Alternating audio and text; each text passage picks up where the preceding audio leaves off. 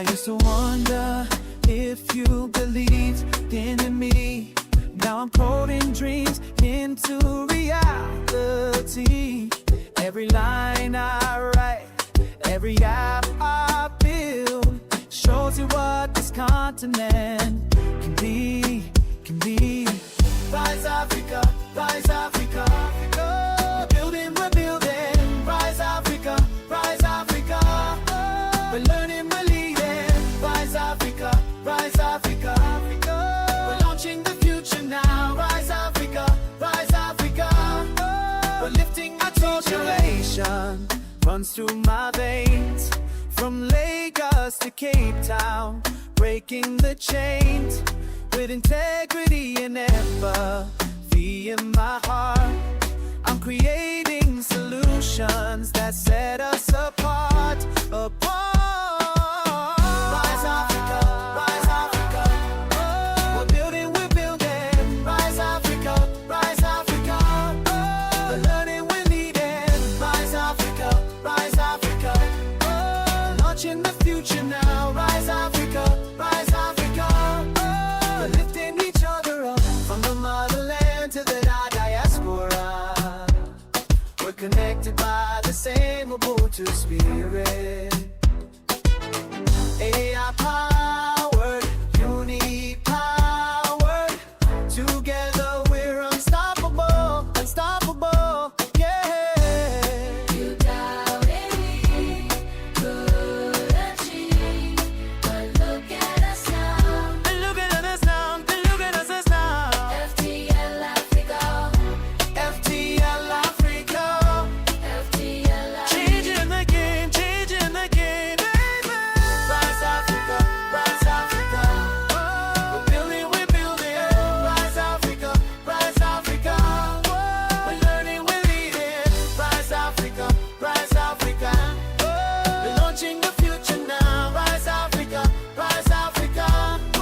We're lifting each other up, rise Africa, rise Africa. Building tomorrow, tomorrow, rise Africa, rise Africa. We're lifting each other up.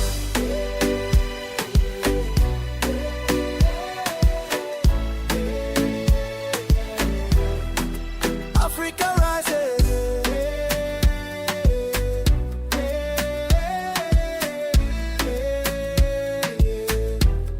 All right, good evening and welcome, everyone. Thank you for joining the FTLAfrica's Global Hour Fireside. We are honored and privileged to host an industry icon this evening, the person of Dr. Tunde Adegbola. Welcome, sir. I am your host, Solomon Okpako. Tonight's conversation is on AI and indigenous languages, building Africa's tech future without leaving anyone behind. Now, this brings together on this event students from different parts of the country across the globe, AI enthusiasts, entrepreneurs, policymakers, and the public. I would like you to please post your questions in the chat. We'll take Q&A later. If you haven't yet, please kindly register now, so you can receive the Teams link, and also after the event, you will get access to all the materials and to the recordings. I would like to formally welcome our esteemed guest. For that, I would like to share my screen quickly. Yes, you can see my screen. Okay. So, welcome to FTLAfrica, Global Hour Fireside once again. So, these are FTLAfrica Global Hour Fireside. So, our FTLAfrica Global Hour Fireside is a platform for conversation that bridge technology, culture, innovation, and leadership across Africa. Each Fireside is designed to inspire, equip, and position Africans to lead in the global AI revolution. Today, we are honored and privileged to host an industry icon in this edition, in the person of a father, a mentor, a teacher, Dr. Tunde Adegbola. Welcome. We appreciate you, sir. So, meet our guest. He's a global speaker. He has been a guest speaker at major conferences and summits across Sub-Saharan Africa, contributing thought leadership in language technology and AI. He's also an academic leader, a respected academic with great repute, but we call him an academician, having supervised several PhD candidates at the University of Baden, also a research excellence, renowned research scientist, consulting engineer, and cultural technologist. Recognized as an elder statesman and a leader in language technology in Africa, bringing cultural and cutting-edge innovation. His work as advanced speech language engineering and the integration of African and indigenous languages into modern ICT. So please, with a we can say with a round innovation, please welcome an icon, a statesman, an AI tech leader, and no other but Dr. Tunde Adegbola. Welcome, Dad. Welcome, sir. It's good to have you, sir. Privileged to meet you. What a handsome dad you can see. You can see his picture, very handsome. Daddy, good to have you. Please, you can unmute your mic now. So welcome, sir. It's good to have you, sir. What an honor to have you, sir. I didn't know if you can unmute your mic now. Okay. Thank you very much. Coming. Okay. Let the emojis keep coming. Let it keep coming. Are you not happy? Oh, good. I can see it. Let it keep coming. Let it keep coming. So let's open the conversation. I'd like to ask, sir, could you share a bit about the journey and what led you into the intersection of AI, language, and culture? Yeah, thank you. Thank you very much for inviting me to this conversation. It's I take it as a rare privilege and I don't take it for granted. Thank you very much. Well, I started my professional life as an electrical engineer, working basically in electricity distribution. But I then went into broadcast engineering, where I spent most of my professional life in public service, radio, then television. But all along, I had a quest for making Africa become an active participant in technology.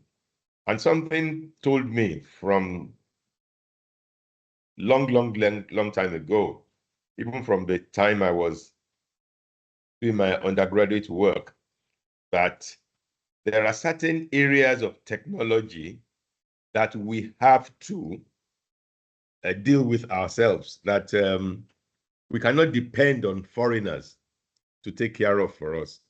For example, there's no special German way of depressing the accelerator of a Mercedes-Benz, or a special Swedish way of changing the gear of a Volvo, or the French way of holding the steering of a Peugeot. So we can, as we claim, transfer these technologies. But when we come to human language technology, we have to do it ourselves. And that was part of what propelled me, even as far back as the late 70s, to the extent that by the mid-80s, I had installed myself solidly in human language technology, trying to work on speech technologies trying to create a speech synthesizers for Yoruba and speech recognizers for Yoruba. And when it became clearer and clearer to me that there's a trend, I noticed a trend in computing. Because when computers came on the scene, they were highly specialized equipment used in highly specialized areas by high specialists. But the computer didn't stay there. The computer then moved from computer centers in large rooms onto the desktops of professionals. And at that point, computer skills transformed from being highly specialized skills to professional skills. But the computer still didn't stop there on the desktop of professionals. It went on onto the streets. And at that point, computer skills changed from professional skills to life skills, to the extent that anybody who did not have computer skills as a vital life skill is going to have to live a compromised life.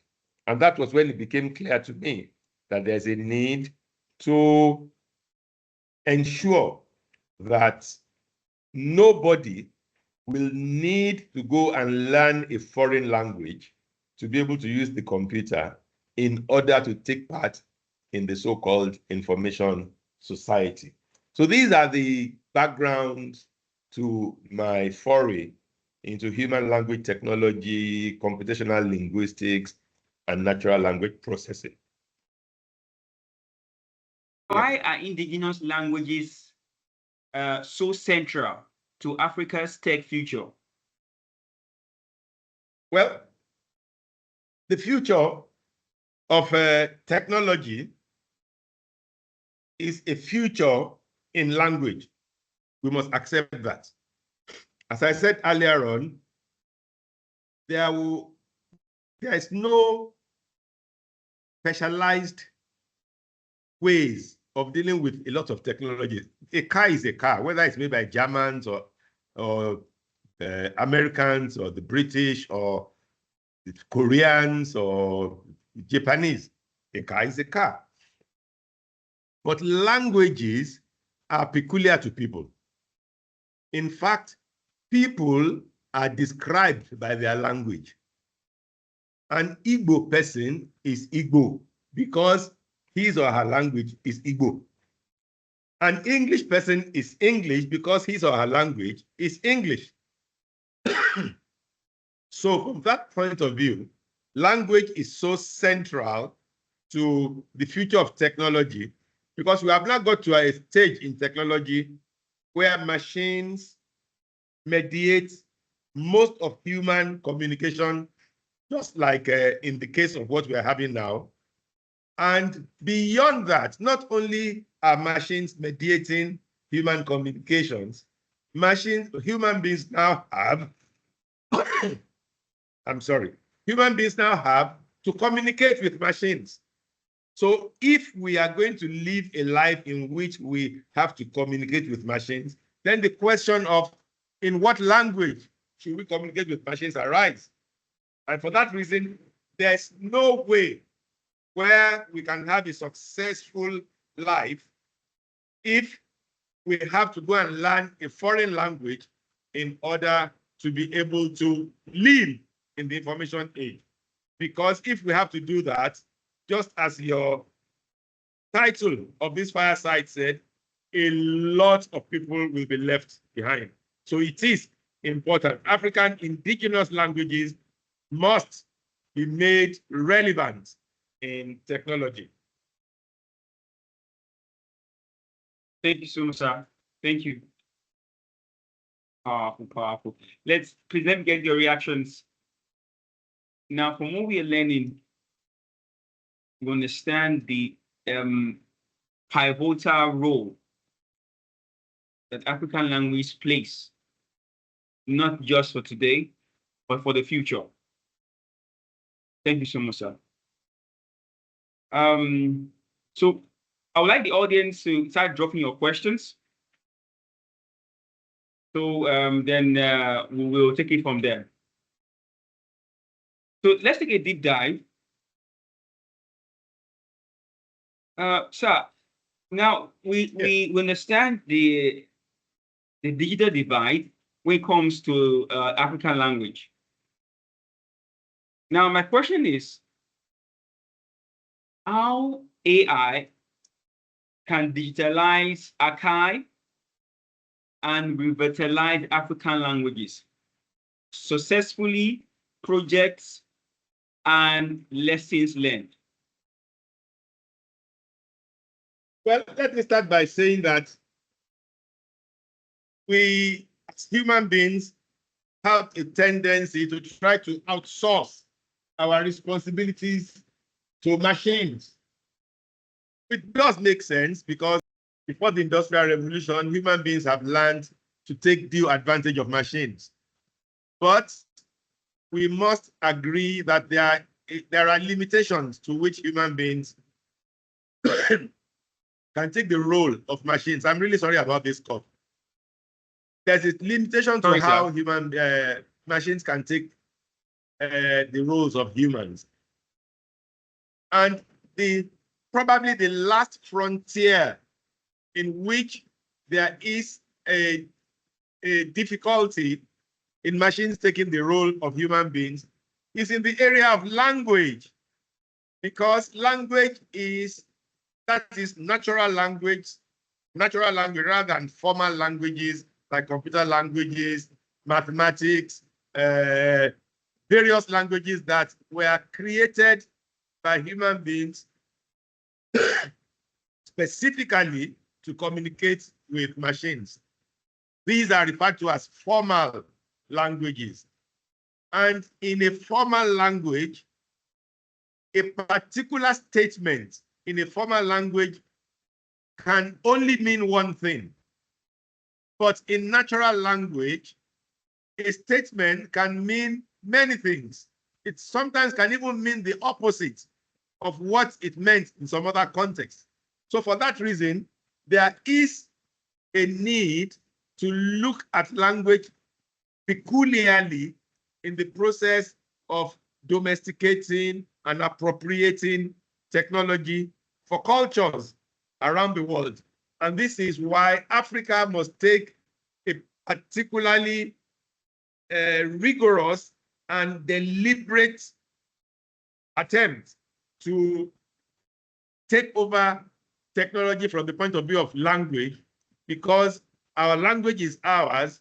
We cannot just leave it to other people.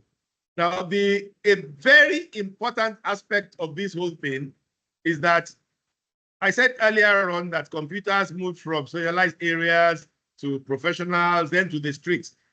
Also, very, very important is the fact that before computers came on the scene, every tool that the human being has ever made was made for a specific purpose, in such a way that when a person makes a tool, the person has decided what whoever is going to purchase the tool will use it for. But when computers came, for the first time in human history, we have a tool whose use is not determined by the maker. It is determined by the user. And this is because there is a separation between the hardware of computer and the software of computer, to the extent that the computer now came as a general purpose hardware whose use is determined by software. So that was a major shift in human tooling. Then with time, it got to a point that even the software, which was to be used to inform the computer on what you want the computer to do, had to be developed for specific purposes. So even though the computer hardware is a general purpose hardware, which can be modified by the software too became specialized so that when you write a software to do word processing, it did word processing. You wrote the software to manage accounts. Excuse me. It did just that. And on and on. But today, we are now in an era where we have also developed a general purpose software, which all the software does is to classify.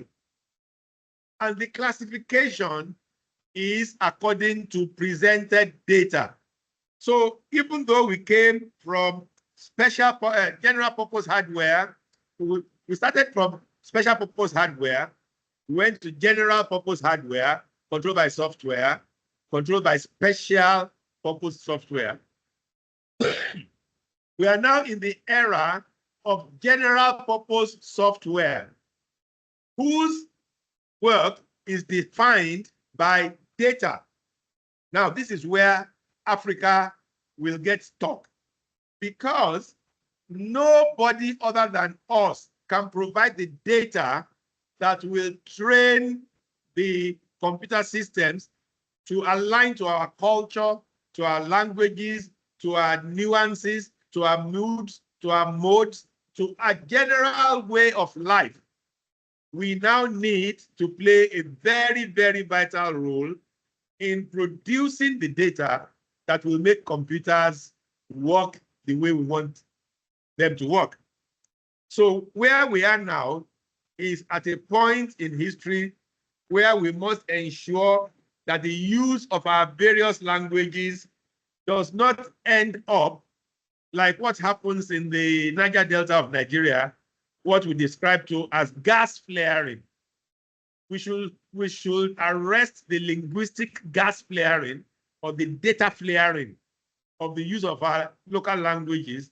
We should ensure that these languages are used in domains in which they leave a footprint on the global information infrastructure, popularly referred to as cyberspace on the internet, so that we can harvest data. We can harvest data from these applications to train machines to understand the nuances of our languages and our culture.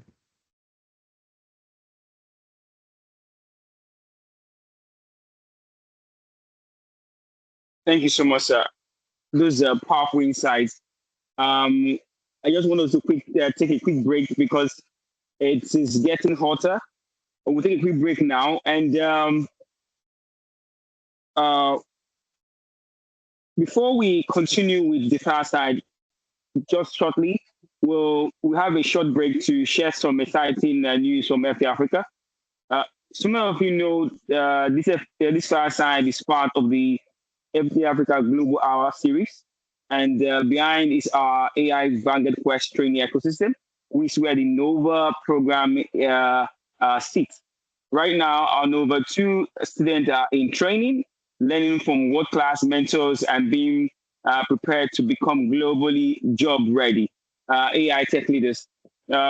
This energy propels the growth we are seeing, and which is also inspiring us. And now I'm excited to announce that registration for Nova 3 is officially open. If you are here tonight, this is your chance, and just not just to listen, but to become part of the movement. The training is completely free. All you need is a small commitment fee to cover your certificate and materials. I would say don't keep this to yourself.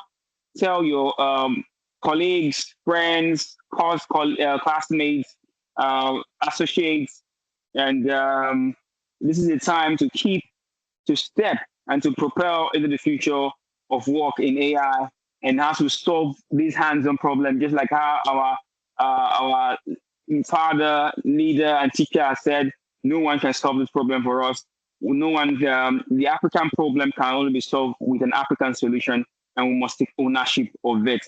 So it starts now. So the Nova 3, you can visit on the screen. You can see the URL, bit.ly /AAI I think Nova 3. So that's the link, or you can go to our website, which is bit.ly /FTL FT Leaders Africa. Once again, bit.ly /FT Leaders Africa.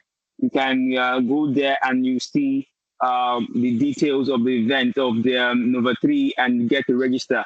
And I said earlier on, the registration for training is free, just a commitment for your certificates and for your materials, all based on the impact the African ecosystem is making due to the benevolence of partners, of sponsors to see this objective or purpose of solving African problems by every one of us who are Africans. So thank you so much. And also you see the link on the chat box. We'll continue the conversation now. So quickly, thank you so much, sir. And we will be diving deep into something very, very unique. Now it's on the AI and language preservation. Practical ways language aware AI can explain education, healthcare, and public service. Now, we'll be talking about how can we bring it home. So, sir, we would like you to talk about this inclusivity and access, how practical ways that language aware AI can expand education, healthcare, and public services. Sir. Okay. We have to say, we have to start from the concept of the centrality of information. Information is a very, very vital human phenomenon, a human resource. And everything we know in life is we know by information. And we need to understand one of the most salient features of the so-called information age is that we are replacing transportation with communication. There were very many things we did in times before that we had to engage in transportation. But more and more, we are now having to replace transportation with communication, in which case something which we transported one another for, transported ourselves for in times past, we can now achieve by mere communication. An example is this Fireside.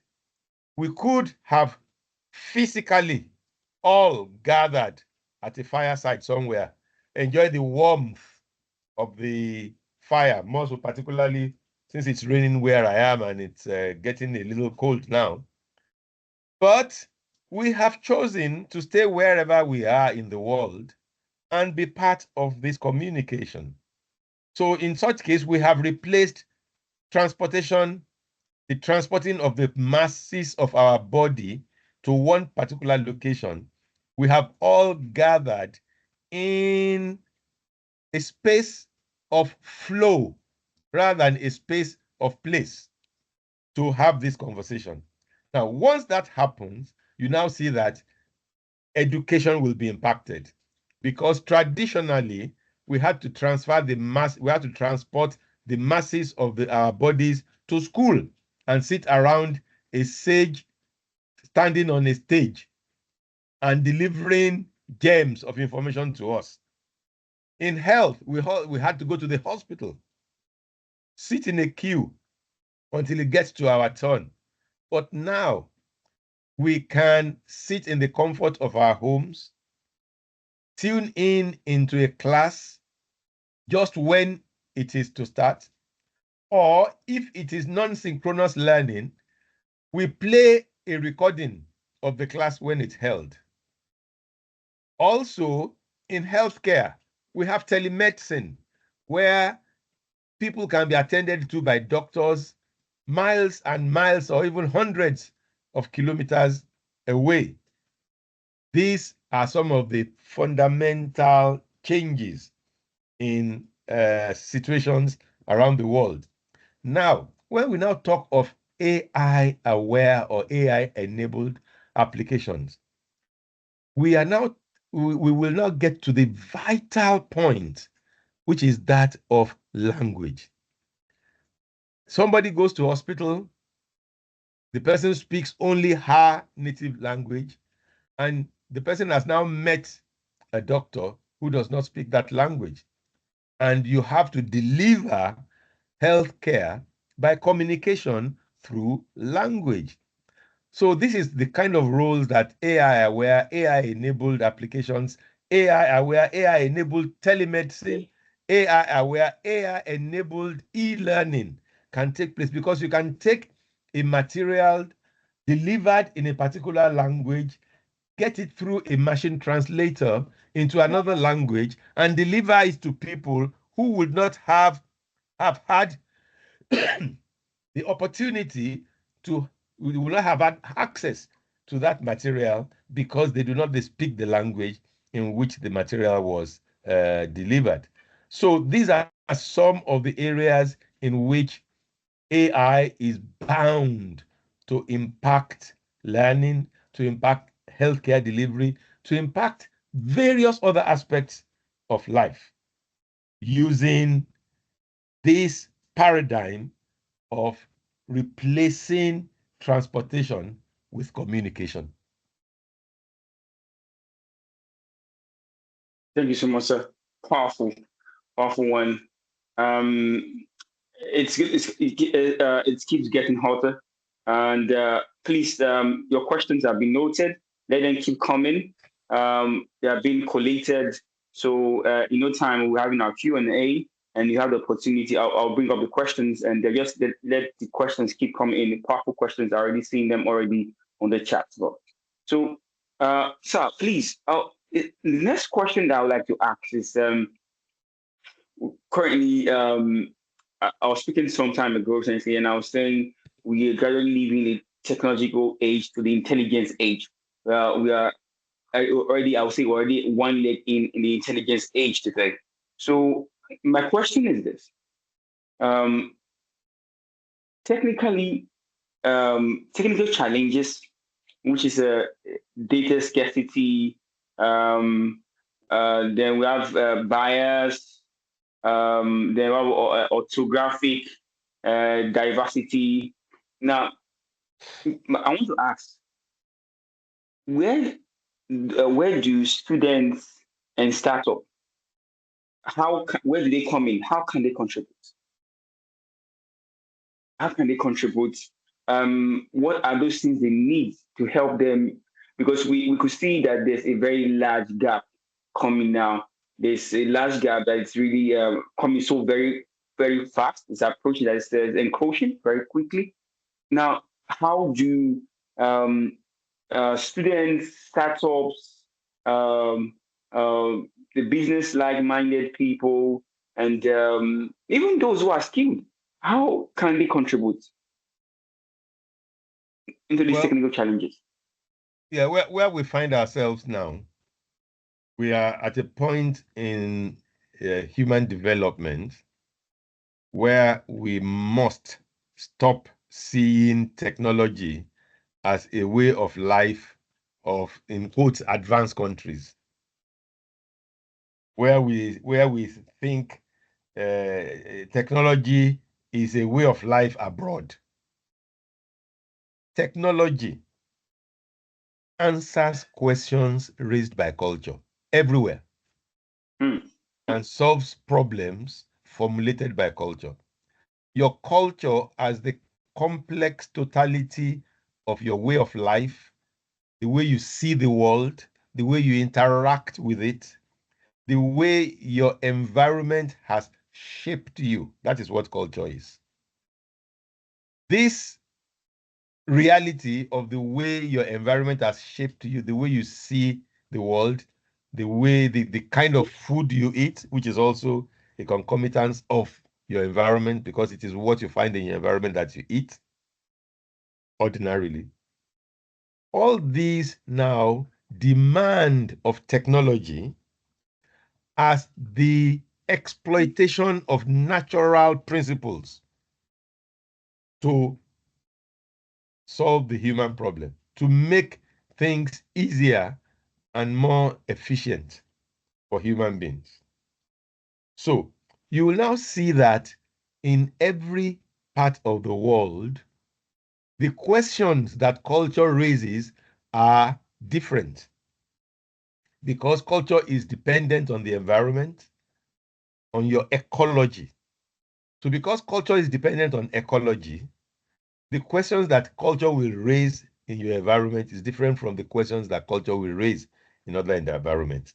And since we have determined that technology answers questions raised by culture and solves problems formulated by culture, it stands to reason that from place to place, technology will be different. The needs, the demands, the imperatives of technology will be different from place to place. So where do students come in? Where do entrepreneurs, where do starters, where do people who are looking at this new world and wanting to make a contribution, where do they start? Let me first of all explain something that is very fundamental. And I would like all of you here today to take this to heart, particularly the young ones amongst us. The richest man in Africa is Dangote. If you consider the proportion of the cost of sales, the cost of operations of Dangote's processes, you will see that a whole lot of it goes into transportation. It's either transporting cement, transporting noodles, transporting petroleum, transporting all sorts of things. And that is that the implication there is that there's a whole lot of energy need in his operations. So a lot of the finances into his operations go into energy for transportation. Now, if you look at the richest men in many other parts of the world, they are not involved one bit in transportation. If they are transporting anything, they are transporting electrons, which is the lightest charged particle that human beings have learned to control. So you can now see that the character of wealth in Africa is different from the character of wealth in the world. Now, when somebody looks at that, particularly when a young person looks at that, the reaction could be, African economy, useless economy, backward economy. How can it be that the richest man is transporting so much? That is the wrong attitude. The right attitude is to realize that there is space for you at the top. If you can master the approach to the new business models in which you realize that the essence of the information age is to replace transportation with communication. And like I said, communication is based on the transportation of electrons. Electrons as the lightest charged particle that we can control is the one that is transported in communication. So there is a lot of space at the top. And this has been demonstrated already by young people like Inyolu Abuyiji, Andela, Flutterwave, and all these young people who have done great things without moving any mass, without hiring bullion vans to move money, but moving money in the form of electron transportation around the world. So that is where we must start. Our young people must realize that there is a fundamental shift. And this fundamental shift in which old people, including Dangote, including Otedola, including the UBA man, what's his name now? All these people, they have been defined as cyber migrants. They migrated into cyberspace. They are not natives of cyberspace. They migrated into cyberspace. And when you migrate into a community, you will have to learn the ropes. Meanwhile, these people who are migrating into cyberspace and learning the ropes in their 70s, in their 80s, even in their 60s, you find that their capacity to learn will be diminished because it is easier to learn when you are younger. It is easier to learn when you didn't need to unlearn. People of my age, above 70, have a lot to unlearn in order to be able to learn. So, young people, as coming into starters and startups, young people, entrepreneurs, young people looking at this new environment must renew their minds. Understand that we are now living in an age where you must move away from transportation into communication. That is the most fundamental shift that you have to consider and work with. Doing it any other way, you might just end up trying to force new technology paradigms on your old ways of life. It might provide some little bit of efficiency from your old ways of life, but it will not be taking due advantage of the information revolution. To take due advantage of information revolution, you must talk yourself into some part of the information society where there is a need to do something novel, to do something new, to do something transformative, to do something that is going to cause disruption in traditional ways. These are the ways that young people can change the dynamics of society. Thank you, sir. I just want to, before I go into asking, there's a question I want to ask still from there. I want us to go to our social media. You can take a screenshot from this event, post it, and just type what you have learned and tag FTLAfrica. Use the hashtag FTLAfrica, and use the hashtag FTLAfrica Fireside, and also on the hashtag Fireside with Dr. Tunde Adegbola. Just do that right now because I want to ask it. Let's continue with something that still on that question. You dissected and really did so much justice to that question because I read a short biography of Tunde, which is what's talking about the chairman of the Heads Holdings, which also UBA is part of. He was talking about how he started, how he was in his 20s, just graduated and fresh and became a branch manager, and how he was able to start in there and build great things. Now, the question I want to ask you, sir, is still on the same line.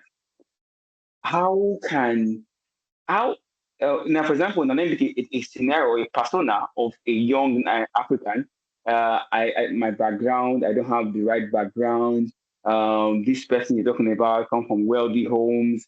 I don't have what it takes. The knowledge base requires is too expensive to acquire technology, which where Africa is filling that gap by making our trainees free and just making them come in and actualize and get this opportunity. That psychology, that mentality. So I would like to speak about it. And yeah, because we have a lot of young persons on this call, I want you to speak to them and make them understand that that is not a criteria for not building a legacy, sir? Well, one thing that I tell the many young people who surround me, they come in as interns, they come for industrial attachment, they come from students, work experience, all sorts of arrangements.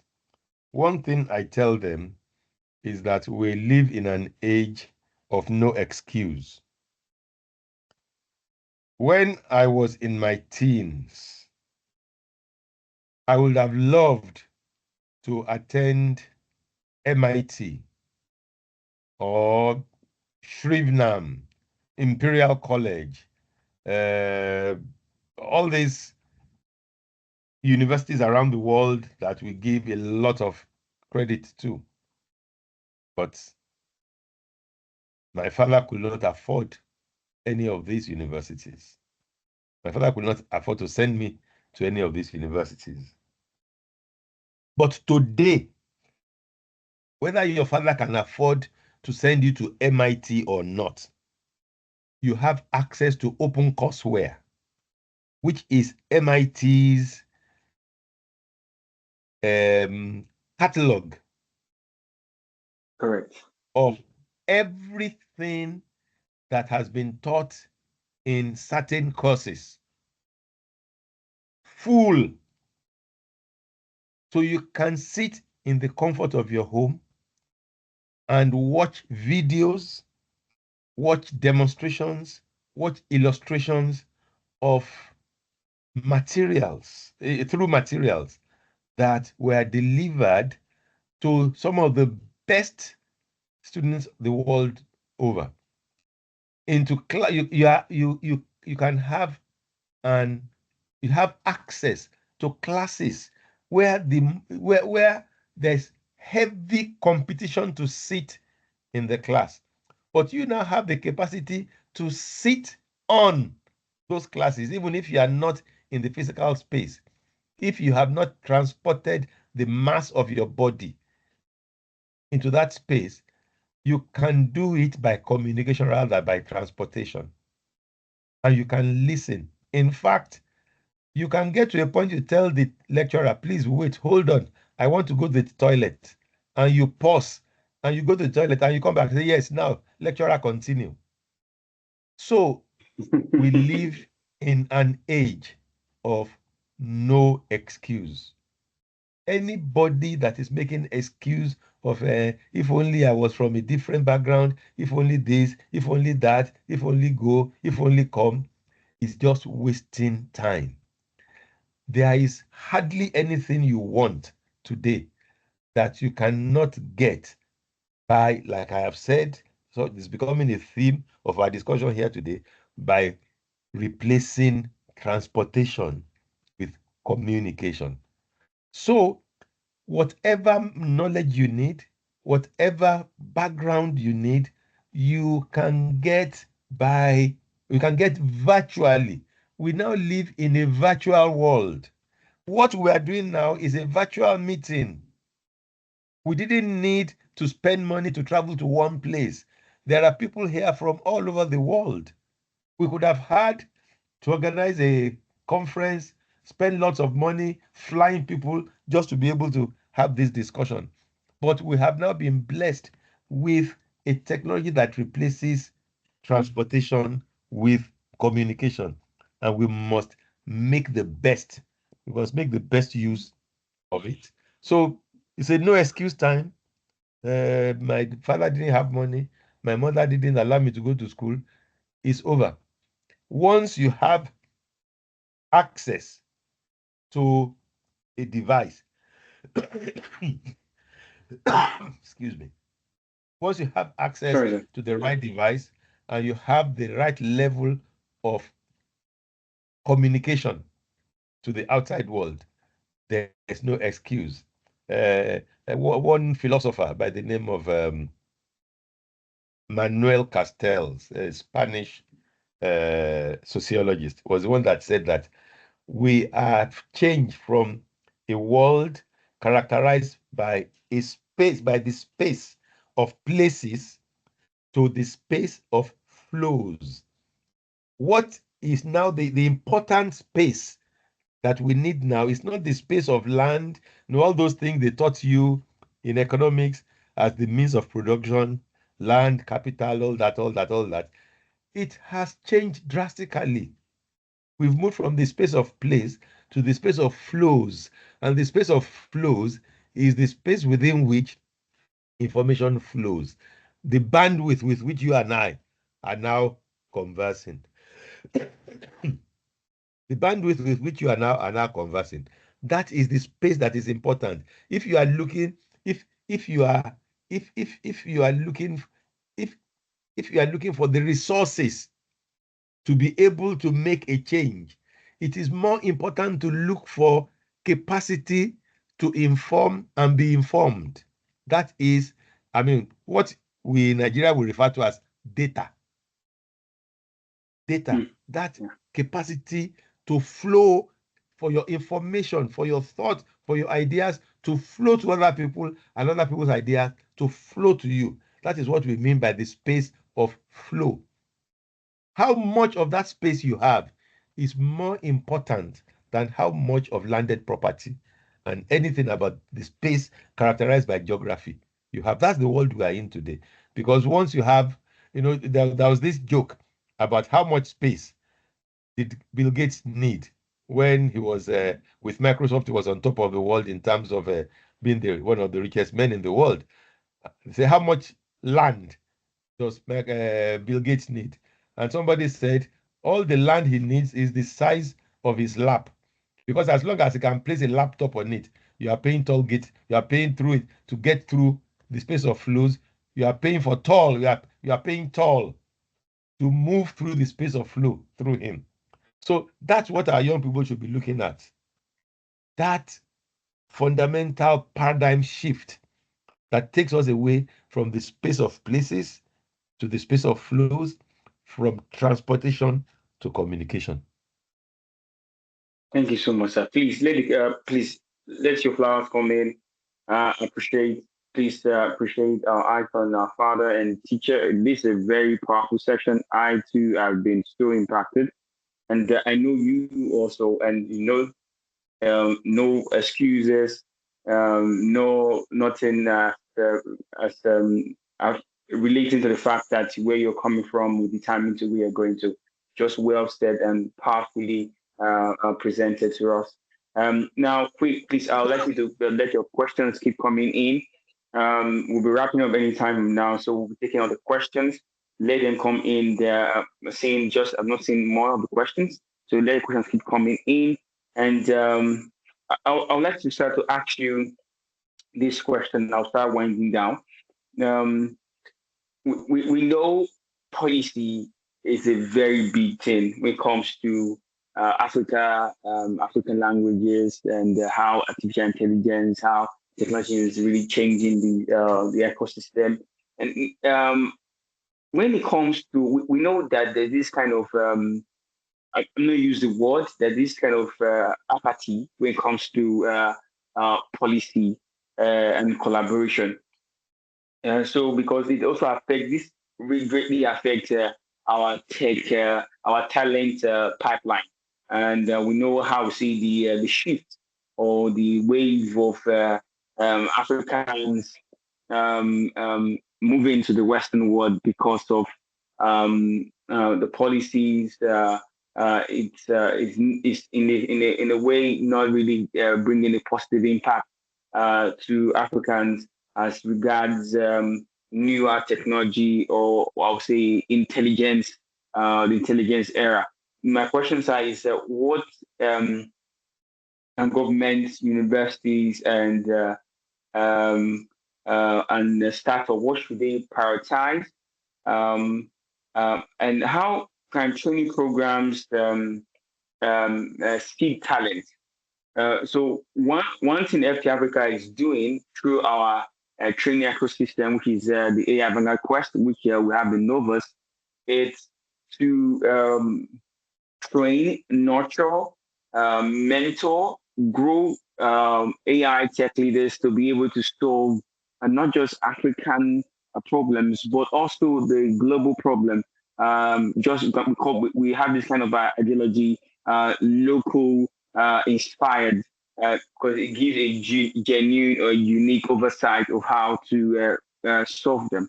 Now the question is, how can government and universities come in to really expand this, to give a broader horizon to achieve this? Because that will really aid and really give a very speedy growth to it.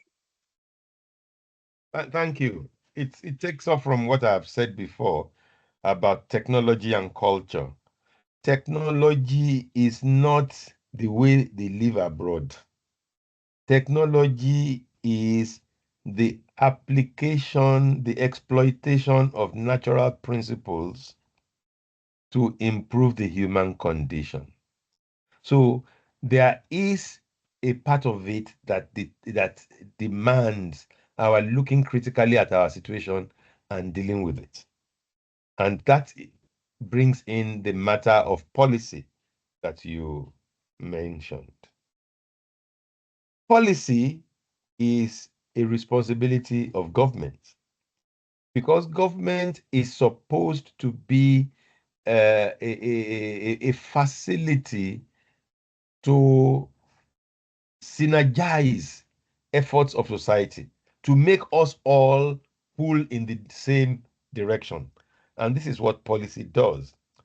Unfortunately, many of the previous governments that we have had in Nigeria have not really seen the importance of these trends in technology and how they affect us. But we have got in recent times some governments that have shown some really, really important levels of looking at it. I mean, when Mrs. Mobola Johnson was the Minister of, I think, Communication and Information Technology, and then the present Minister of Technology, Communication, I've forgotten the actual name, Mr. Bosun Tijani. We are fortunate to have in government at this time people who really understand what the problem is. And I did hear that a few days ago, a large language model for some of our languages was released. That these are steps in the right direction. But it goes beyond that. It goes far, far, far beyond that. Even policy on education. How do we educate our young people?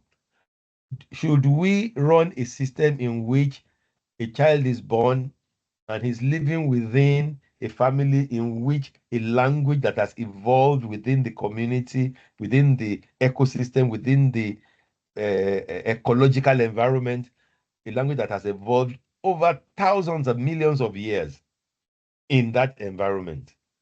Now, the child goes to school, and the first 2 years, you are teaching the child English so that he could learn, so that he can learn even his own culture. And we see that all over the world, people that teach their children physics, chemistry, biology, in general, science and technology, in their own mother tongues, there's not one of them that has not achieved a major industrial breakthrough.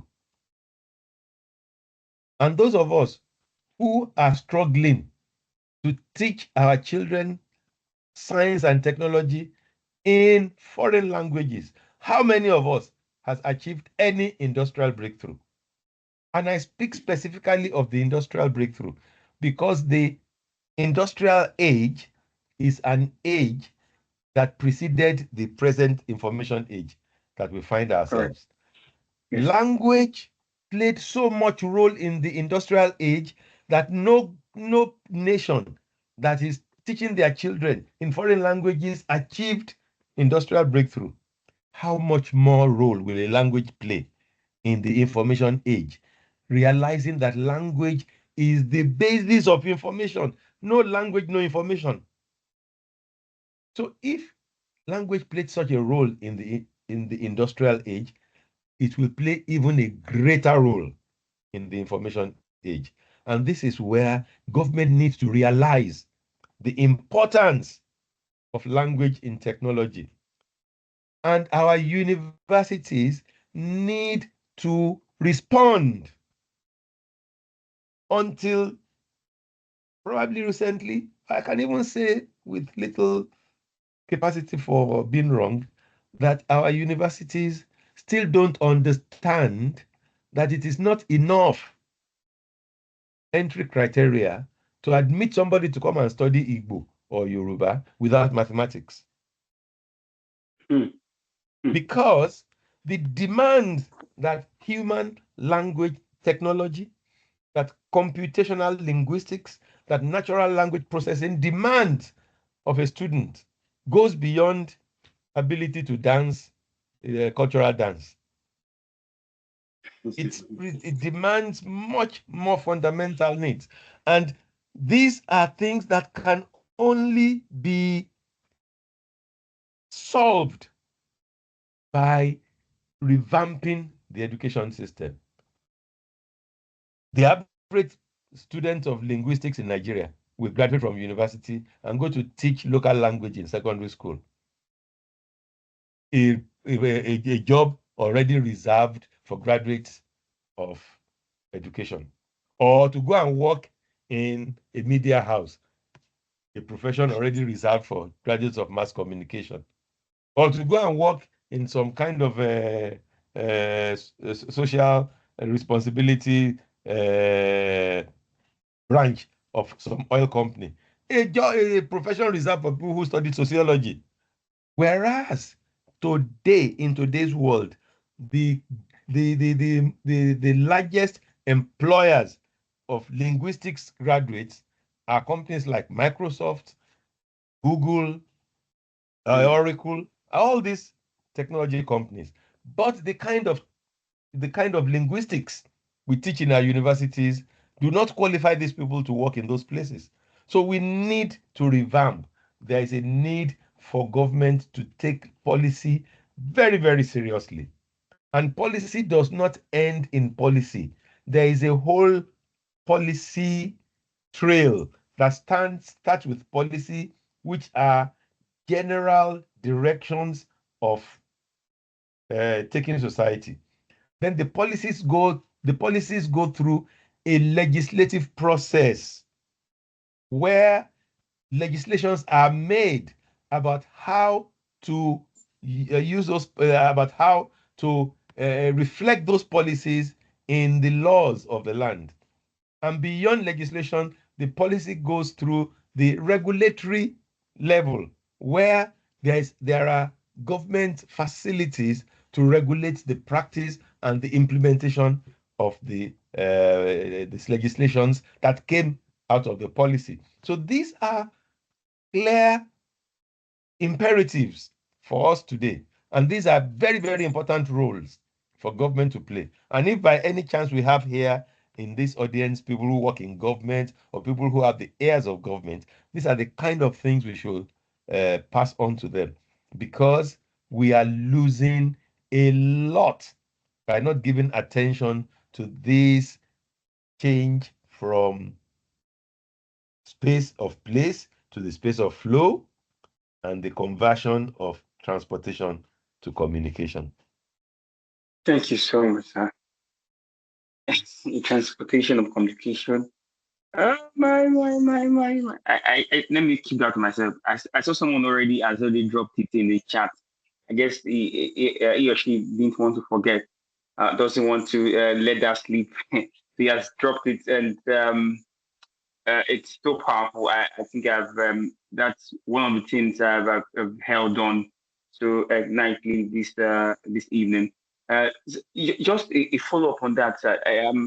I was listening to one of the podcasts from Coursera just to, and the CEO said something. He was saying that everyone that works in Coursera, even to his PA, to the salesperson, the marketing person, to the customer service representative, everyone is a programmer. Everyone is a programmer. It doesn't matter what you are. It doesn't matter who you are in the organization. You are a programmer, and that just boils down to what we're talking about. Because now let me just bring out I saw an open role for somebody who speaks in Latin, like it's an automation and AI role, but must know machine learning. I was laughing. It just making me just what you just said now hit the nail on the air that where we are today, we need to democratize knowledge down to every aspect of every field. It doesn't matter what field you are. And I think that maybe just briefly to talk about this also, because we're really rounding up and there's so many questions. I already have some questions, but no time. But I just want to talk about this briefly. How, what do you think about, let me rephrase it now. Now, you know, technology, like mostly we all know that math sciences are mostly the background of getting quantitative skills and critical skills, analytical skills, and so on. And how can this be how can this be taken down to the primary schools? To how can it be made necessary? If not, I will let me use the word compulsory.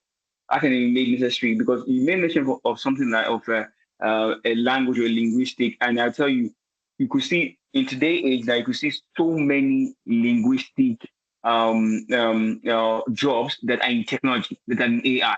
They just need you to understand machine learning, you need to understand models for you to build things. But today, as you just said, that person will be teaching or working in one government organization or be something or somewhere not in the right place where you ought to be. So how can you just talk about how can this be democratized where even to the entry point of a child in Africa where they can be this kind of knowledge base can be made available and they can embrace it. Let me use the word compulsory, but let me say it should be made necessary because of where they are going to find themselves in the future. Yeah, there's a need to revamp education. The education that we still have now is education that was designed for the industrial age. The structure of departments, the structure that looks that makes a dichotomy between arts and science. Whereas today, the humanities, there's a whole thrust towards what they call digital humanities. That you are using digital tools to engage the humanities that we refer to as arts in Nigeria. So how can you now draw a line between an arts and science? I'm a science student. I'm an art student. I mean, that kind of nonsense that we talk about. We are living in a world that is coming back to realize that knowledge is whole. Knowledge is whole. We divided knowledge into departments and into small digestible bits because of the limitations of our brain, because of our cognitive capacities. It is because some people have the kind of brains that are more easily adapted to remembering things than to reasoning things, that we have all these things we call arts and science. So our education needs to be our education needs to be revamped. We need to look at where the world is going and create and start educating people in such a way that they can take advantage of that. I mean, this afternoon, just before we started this fireside, a young friend of mine came in and a tailor came to deliver clothing to him. And these were really well-made clothing. And I asked myself, I asked the young people with me, I said, where can you learn to do things like this formally in Nigeria? Is there any formal educational system that teaches you to make clothes properly? That somebody will not make a suit and it will appear as though the person made it for a hunchback. So we need to look carefully at what education demands of us. The education system we are running now is so useless that the students are beginning to respond by saying education is a scam. But haven't you been hearing that?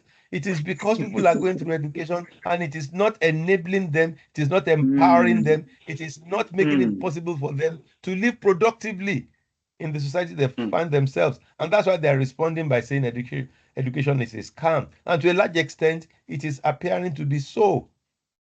So there is a need. There is a need to revamp education. And if government does not, I promise government, people will do it themselves. And that's the reason why somebody will graduate in the engineering or technology or something and will go and learn makeup and be painting faces for people. Yet, there is no university where you can go to learn makeup. First of all, be taught dermatology so that you do not use materials that have nice colors but bad reaction with human skin to paint people. These things need to be formalized and people need to be taught properly. So we are running a kind of anyhow society, and it is this change, is this shift, this paradigm shift, this disruption in society that will teach us to know that we are doing things wrong. Unfortunately, if we do not address this thing before time, we'll find that by the time we are looking at it, it might be too late, because we are talking here of a revolution. And what is a revolution? A revolution is a change of high intensity and fast pace. The intensity is so high, the pace is so fast that when it is happening, it's not when you will take a decision what to do. Because by the time you finish taking your decision, the thing has changed again. So these are the challenges we have, and we need to address it. I enjoin government, I enjoin our educational systems to look critically at this thing and not consider extraneous factors. Let us look at the problem pointedly and solve them in such a way that will make life easy for our young people. This is very, very apt, and it's actually I want to say if you could quickly but I just I can see that time is fast spent, and I think we will need to bring you we need to bring you again. We need to bring you back, sir. I don't know if you. My pleasure. I want to enjoy These are him. important. These things are so important. We need to get to the roots of it. I've just been talking now. There are practical approaches we can take. We can have another time to look at what are the practical points, what are the next line of action. Because you young people, this thing belongs to you. We are on our way out. And all we owe you now is to make sure that you will live productively after we have gone. Thank you so much. Please appreciate our father and mentor. Please let me see your reactions. Appreciate him. This time will fail us to ask all the questions. I have to still have more questions, but we'll have to wrap it now with our questions from the audience so that we could call it a session, so that we could bring our father and teacher back once again. So the first question I have here is one of the attendees asked, how can artificial intelligence be leveraged to improve health communication in indigenous language, in language communities without compromising cultural context? Wow. So this is something that I would love to ask you, but I don't think they'll know. This person just took the question from me. So please, this is a very powerful question I would like to answer, sir. Well, you can compile the questions and send them to me. I can answer them in writing and send it. But talking about how to use AI in education without compromising cultural context and all that, it comes down to what I've said already. We need to gather materials in our languages based on our culture and make it available for learning algorithms. Make it available to machine learning systems.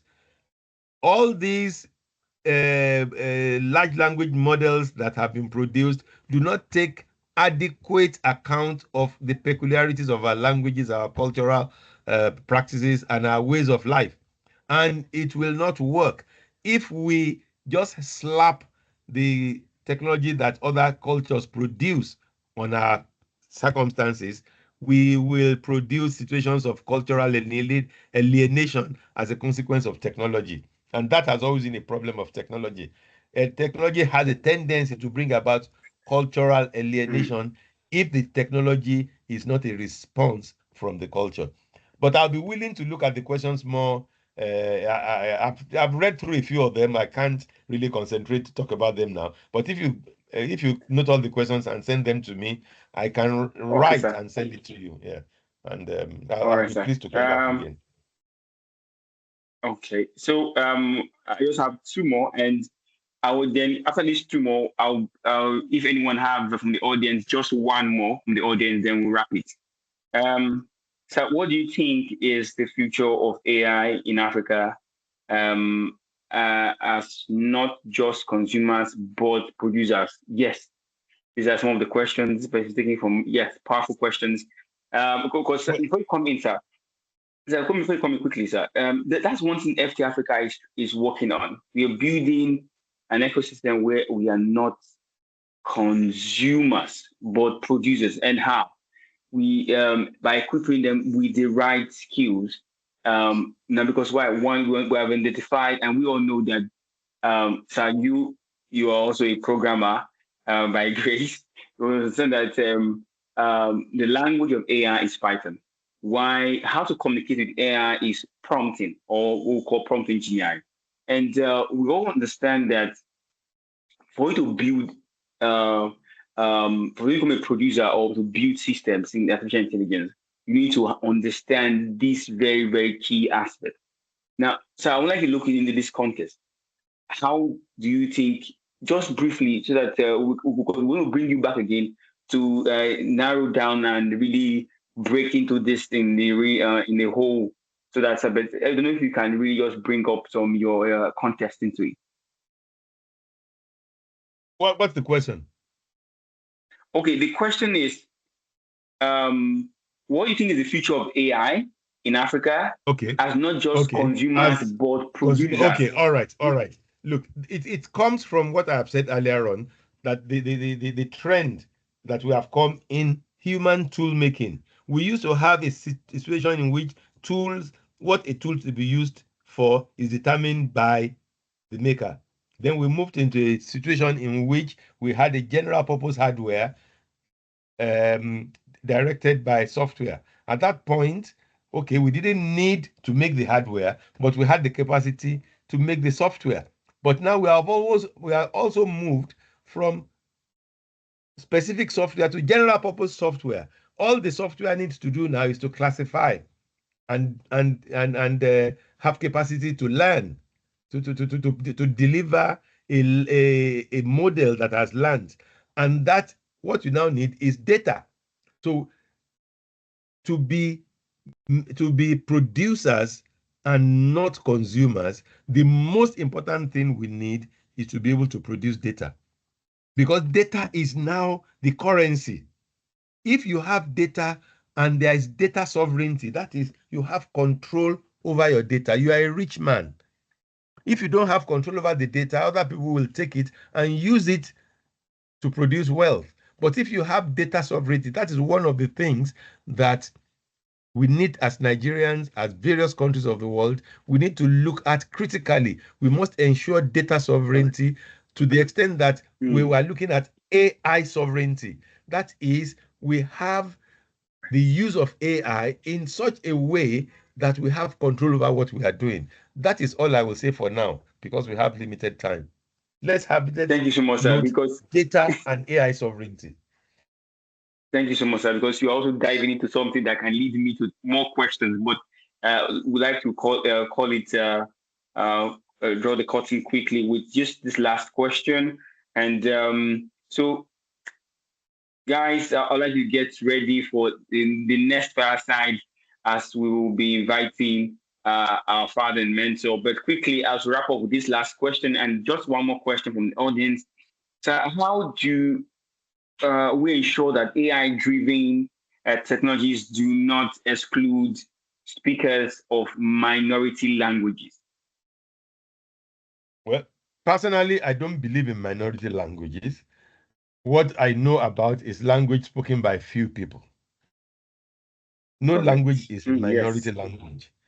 Every language is a means of expressing human thought, and it is a result of intelligent behavior. Every language that human beings use is a result of intelligent behavior. So there's nothing like a minority language. There are languages which are spoken by not too many people, but the people who evolved the language have been so creative that some of the methods that by which their language is used has information that can give insight to some of the scientific problems we are still here to solve. So the idea about how to get languages that are spoken by few people is for because language is not a national cake issue. The fundamental responsibility of the health of a language lies with the speakers of the language. So every speaker of every language, no matter whether spoken by a large number of people or a small number of people, should ensure that there is capacity to gather data from their everyday use of language. And the easiest way to make that happen is by radio. And this is the age in which we now have a very, very active sector of community radio the world over. And even in Nigeria, there is an active community radio sector, such that the National Broadcasting Commission has a special category for community broadcasting, where the licensing fees are nothing compared with commercial or public service radio. So one area that small communities can explore is to set up a community radio and ensure that everything that goes on air in those stations are recorded both in writing and in multimedia. Wow. Thank you so much, sir. We can't exhaust the question, because as the more you try to elaborate on things, the more questions I have. But we have to draw the curtain now, but just give an opportunity to one more question. If you have a question, raise up your hand, and we'll take it. And the first person to raise up your hand will take the question. So if you have a question, kindly raise up your hand. And if you are being impacted, if you have been, you have transported yourself, if you have replaced transportation with communication, please, let me see your reaction. Let me see your reactions. If you, I repeat that statement again, if you have replaced transportation with communication, let me see your reactions. Let me see your reactions. I know by now I've totally moved from the point of transportation. Now you are now in a new sphere of communication. And I think we have got into that point now. So any question, any person raising up their hands? I am yet to see any hands. Okay. I think in the absence of no hands, I would like to quickly talk about this event. Please appreciate our guest. Please appreciate our guest before I talk about the few last, bring up the few last words. Now, one is, if you enjoy this event, go to your platform. Either one, it could be on LinkedIn, it could be on even Facebook, on X, on even TikTok, because we are also there too, and on Instagram. Just take a screenshot for this event. Just type what you got from the event. Just don't, also tag, if you're on Instagram, tag at Dr. Tunde Adegbola. You see him, appreciate him, and also tag hashtag FTLAfrica. And and just type what you learned and the impact you got, and anticipate the next Fireside. So you'll be hearing from us. We have your emails. We'll let you know for the next Fireside and get you prepped and ready for it. So, and lastly, don't forget the Nova 3 is starting in November. So get ready to register for that event. We have 11 AI tracks with some of the finest AI tech leaders in Africa as our mentors and lecturers. You don't want to miss the opportunity. FTLAfrica has changed the narrative, where if you don't have the finance or the resources, you can't get into the AI and tech industry. I'm telling you, that has totally changed. You have the opportunity to get into it. It just requires you to push away all those excuses, as rightly said by our guest. So as that said, sir, I would like to say thank you for coming, and to everyone here today. It's been a wonderful section. As I said earlier on, take it out there. Let everyone know what you learned from here. Thank you, sir. Now, for those insightful perspective, but before we close, I would like to sort of remind everyone again that this Fireside is FTLAfrica Global Hour 3, and we are grateful to have had an industry icon join us for tonight's discussion. And it has inspired you, which I know. Consider joining our Nova family. I said earlier on Nova 3. Don't miss out. The link is on the chat. Click on it to join, and also anticipate to join the Fireside 4, and you get the notice and notification. Just check your mail. You check your mail, but in the coming days or weeks, you get. But definitely to be in the month of October. So you'll be getting our next Fireside will be in the month of October, but you get to get the date, and you're going to get the time also and the link to register for the event. So thank you very much. We appreciate your coming. It's been a very wonderful and impactful section. Before we close it, I don't know if you can give a last parting word for the incoming, or let's say the future generation of technical and AI-driven leaders in Africa. Well, I just want to thank you again for bringing me.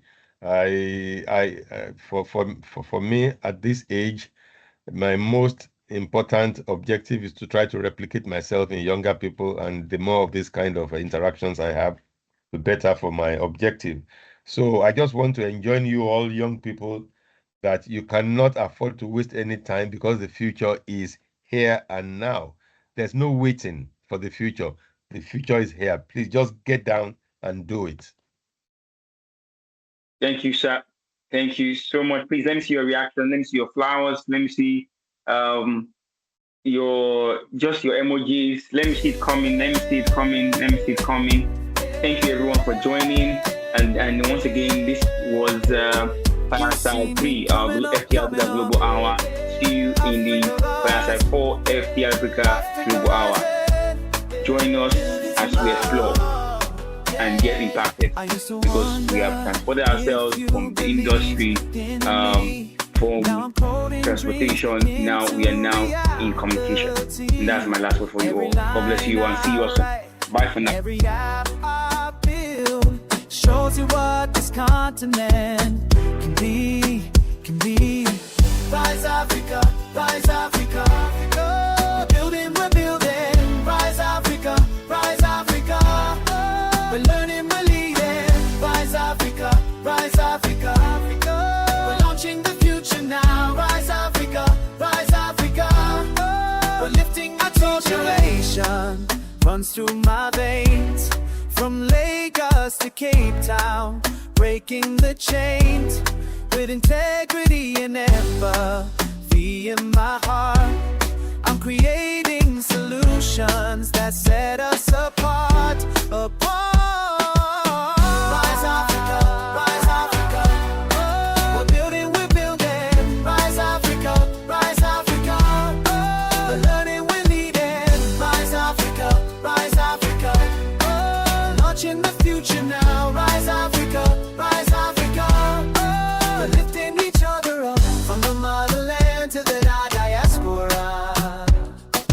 connected by the same Ubuntu spirit. AI